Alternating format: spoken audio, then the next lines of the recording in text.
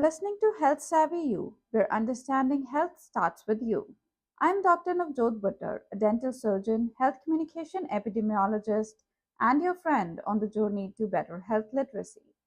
In every episode, I break down complex health info, teach you how to spot fake health tips, and share practical tools to help you think clearly, ask smarter questions, and make confident health choices. Keep listening because becoming healthier shouldn't feel out of reach, it should feel empowering.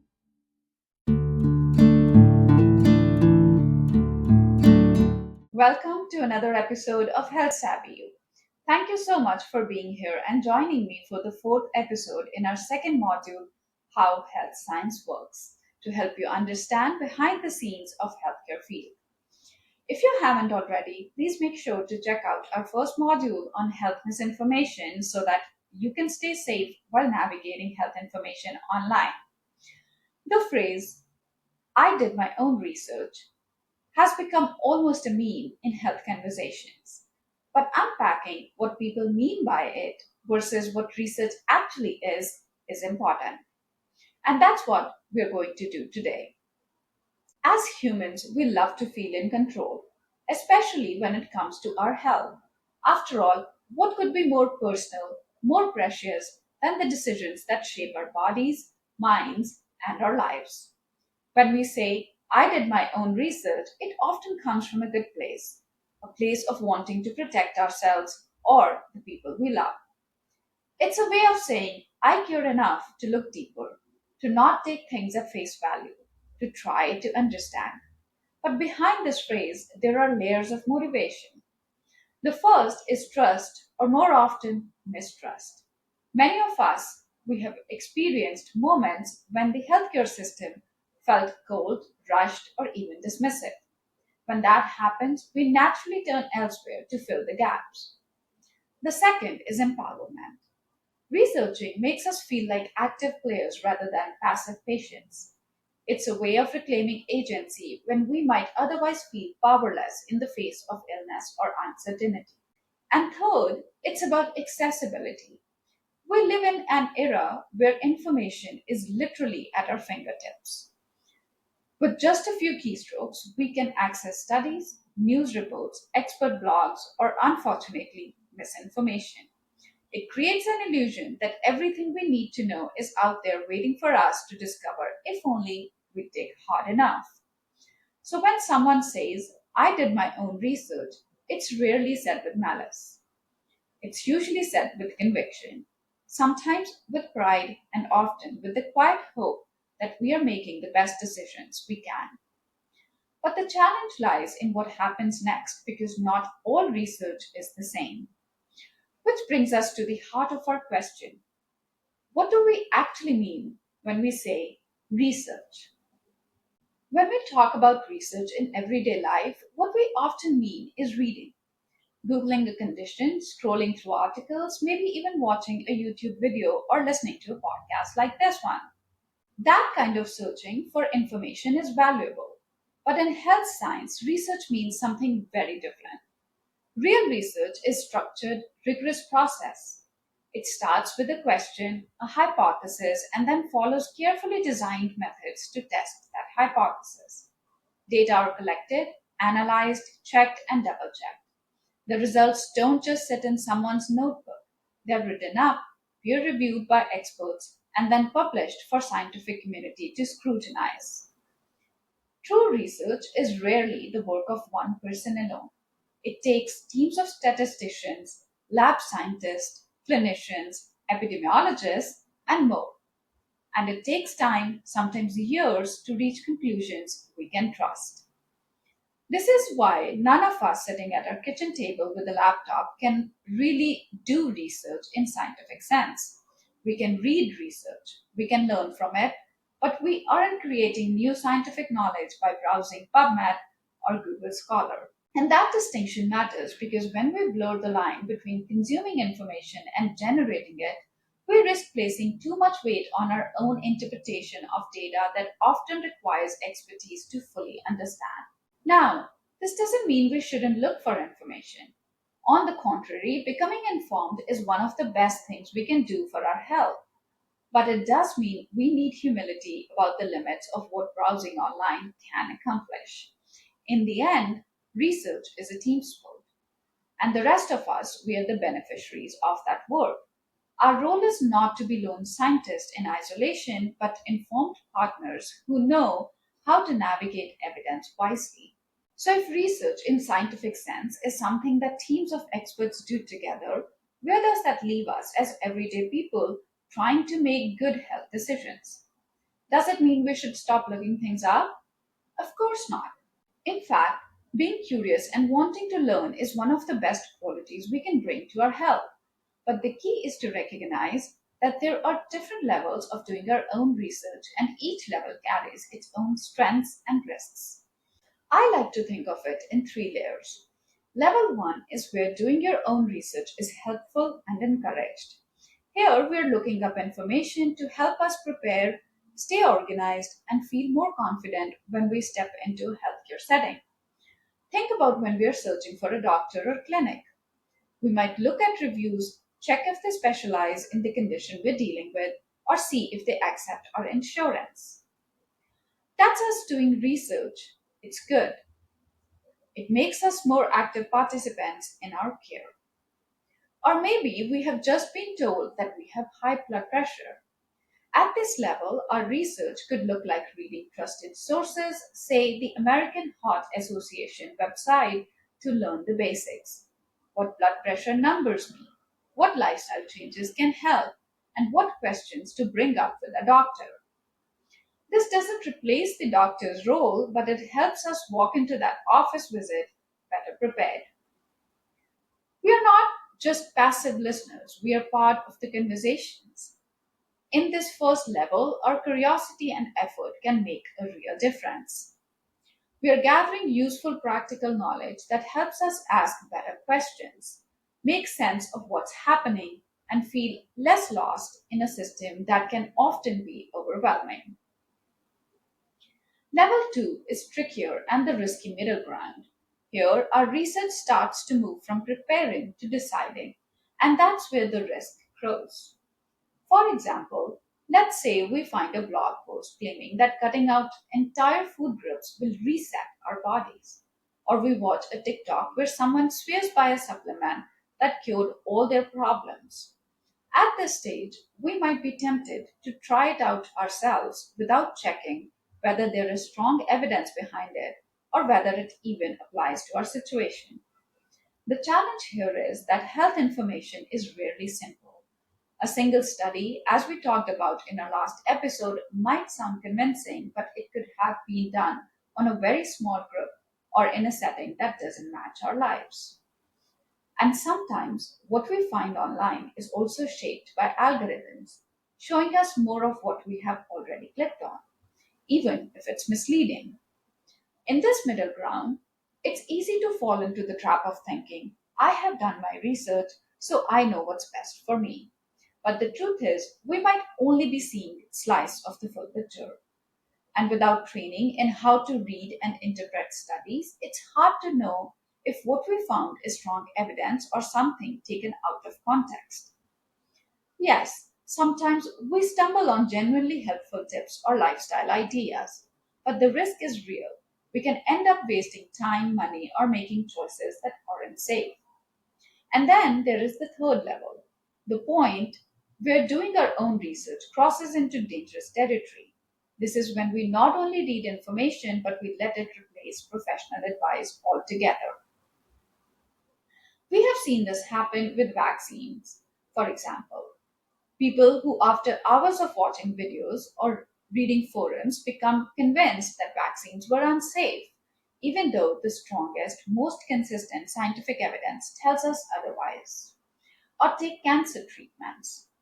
Some people, after reading online stories, choose to delay or reject proven therapies in favor of untested natural cures. The consequences in these cases can be heartbreaking.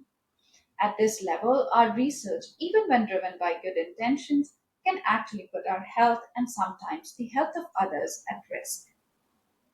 It's not because we don't care, it's often because we care so deeply and we want to take charge.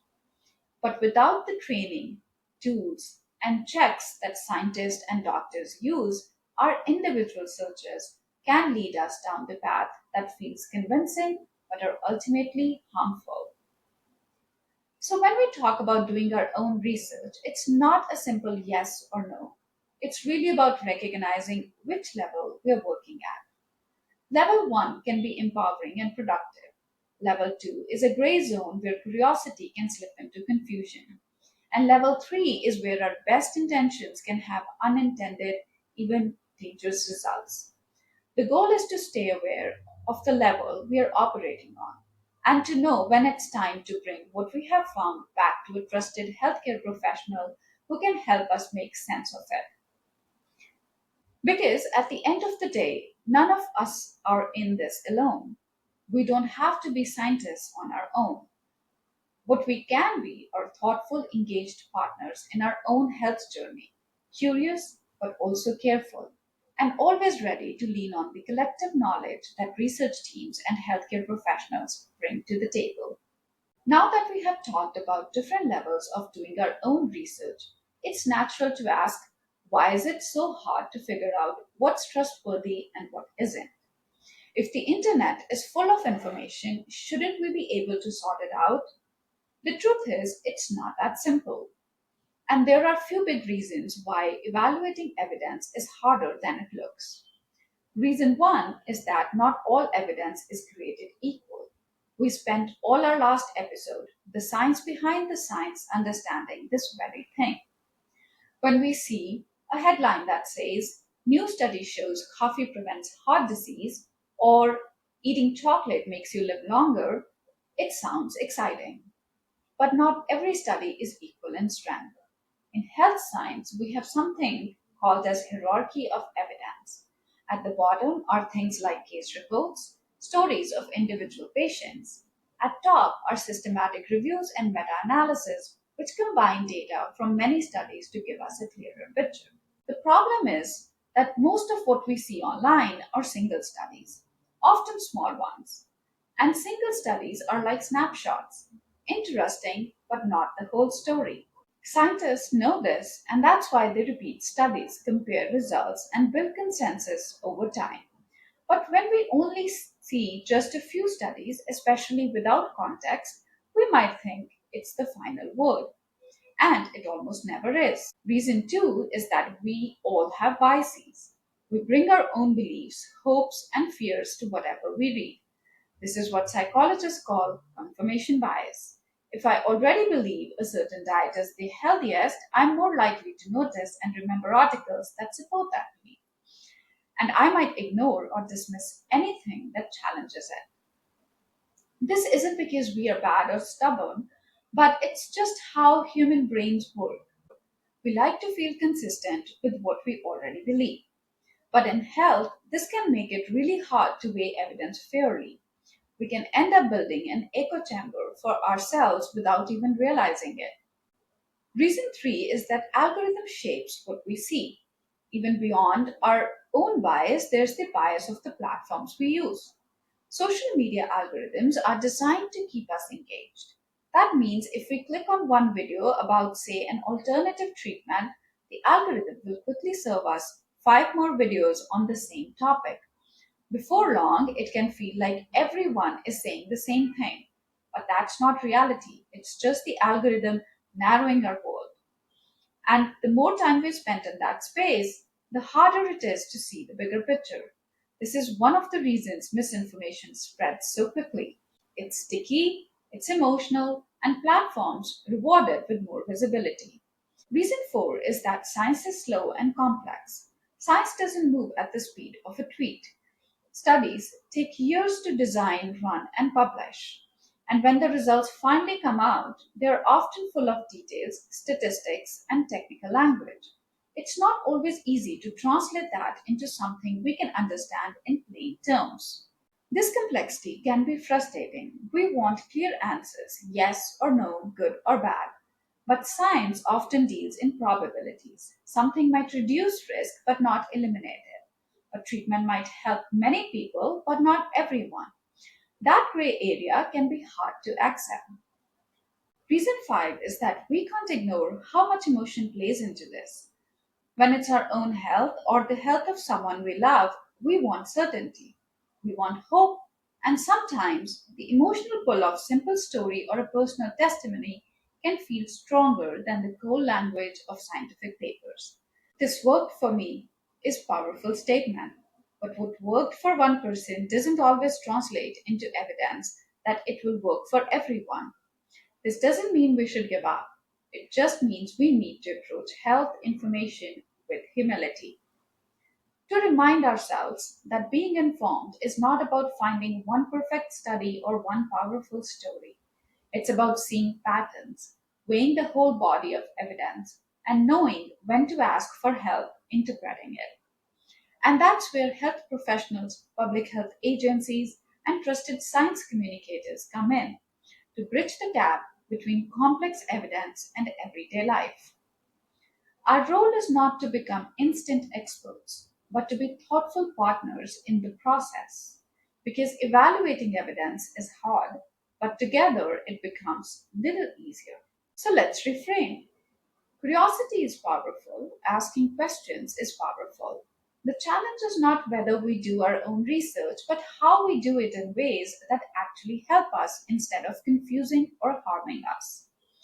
Instead of thinking about research as something we do in isolation, like scrolling late at night, jumping from blog to blog, we can see it as a shared process.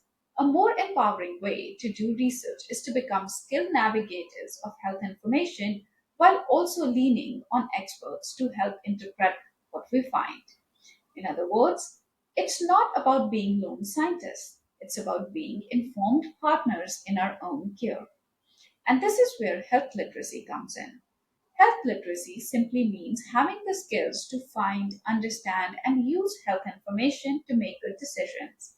It's not about knowing medical jargon or memorizing textbooks. It's about knowing where to look and what to ask. Our very first episode, Good Health Starts with Health Literacy, focuses on this skill in detail. Please check it out.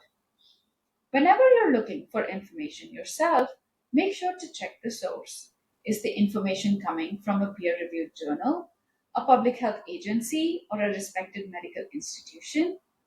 Or is it coming from a random influencer promising a quick fix? When we pay attention to where information comes from, we can filter out a lot of noise right away. Another skill is asking critical questions. For example, who funded this study or article? Does it match up with what many other studies are saying? Or is it a one off claim? It also helps us to know the red flags. If something claims to be a miracle cure, or say doctors don't want you to know this, or promises results that sound too good to be true, it almost always is. Science doesn't work in secrets and conspiracies. Rather, science is debated, published, and eventually agreed upon through consensus very publicly. So, what does this look like in practice? Let's say we are newly diagnosed with diabetes. The empowering way to do our own research might start with checking reliable sources to learn the basics of blood sugar management. Then, instead of making decisions on our own, we bring what we have learned to our doctor, like, I read about this new diet approach. How does it fit with my situation?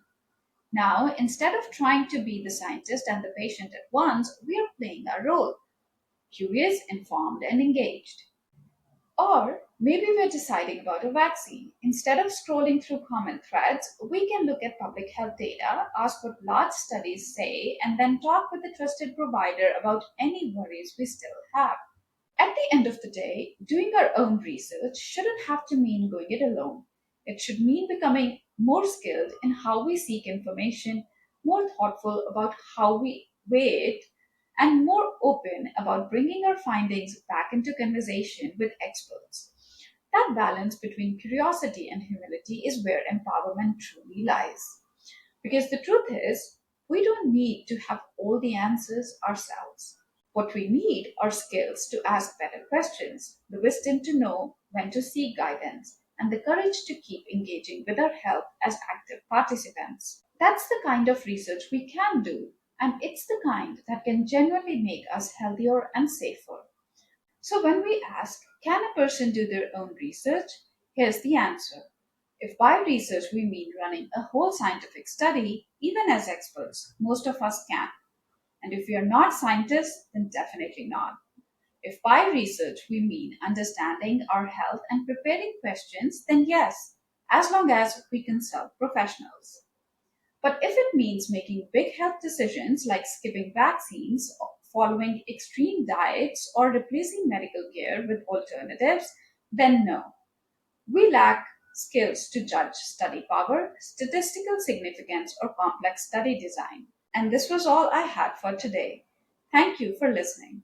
Before you go, please make sure to follow and subscribe to Health Savvy You on your favorite podcast platform. If you liked this episode, don't forget to press the like button and share this with someone you love. Tune in next week as we continue exploring how science works and dive into how scientists weigh trade offs and risks versus benefits of different treatments. Until then, stay savvy, stay healthy. Thank you for tuning into Health Savvy You. I hope today's episode brought you one step closer to feeling confident, curious, and in control of your health. If you found this episode helpful, share it with someone you care about. Keep learning and remember, health literacy is for everyone, including you. Be sure to follow or subscribe so you never miss a new episode. I have got more great conversations coming your way. See you next time, and until then, stay savvy, stay healthy.